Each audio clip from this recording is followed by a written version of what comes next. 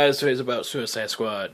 There's some news about David, the director, and supposedly he admitted his mistakes, or that he had mistakes in the movie.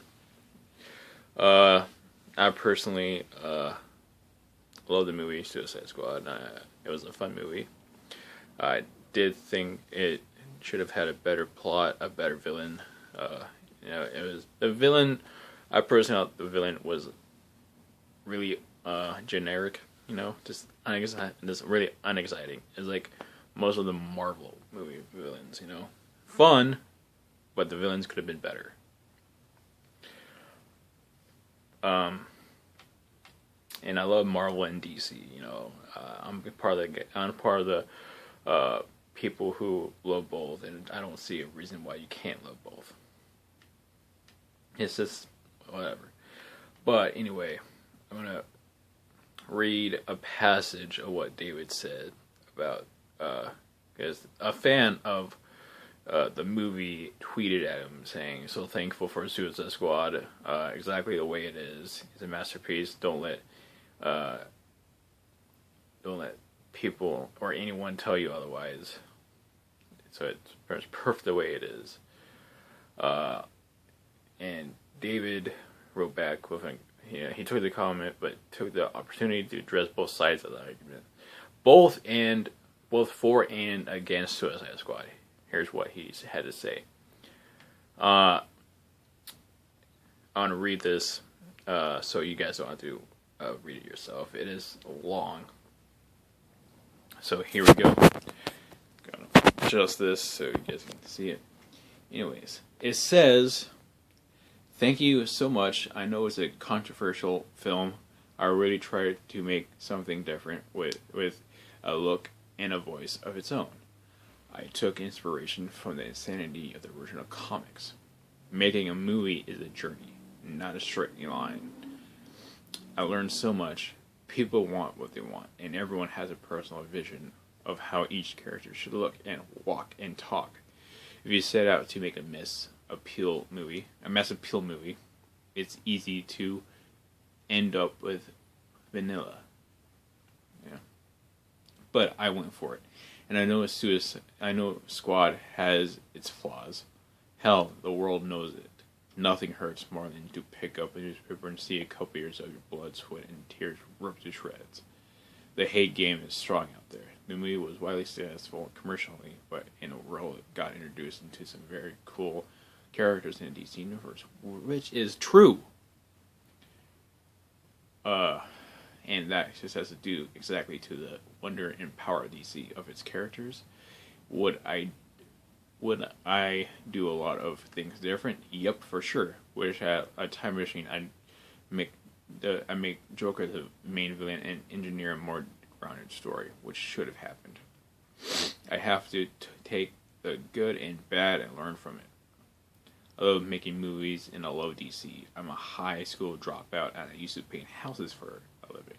I'm lucky to have the job I have. I have to give the characters the stories and plots they deserve. Next time, real talk, and no, there isn't a secret edit of the film with a bunch of Joker scenes hidden in it, in a salt mine somewhere." So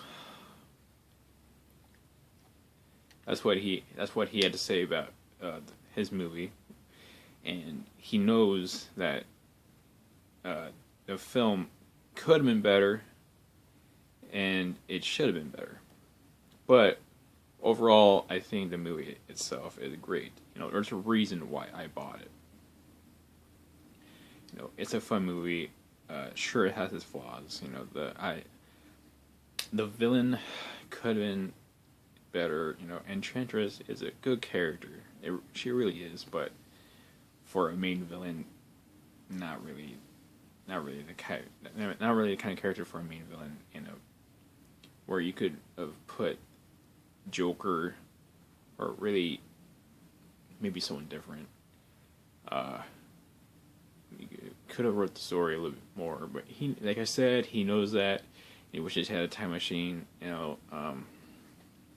But hopefully when he does future DC movies, which is going to be Gotham City Sirens. He'll do things different. Ben Affleck, he learned from his previous movie. Ben Affleck, I think, pretty sure he said that he learned from Batman vs Superman, and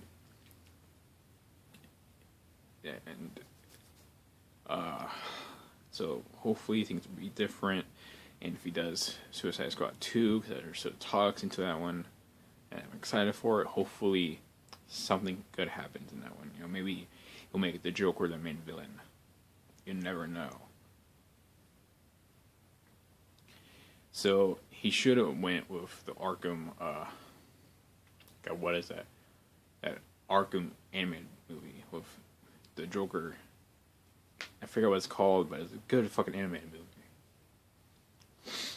He should have made that one based storyline.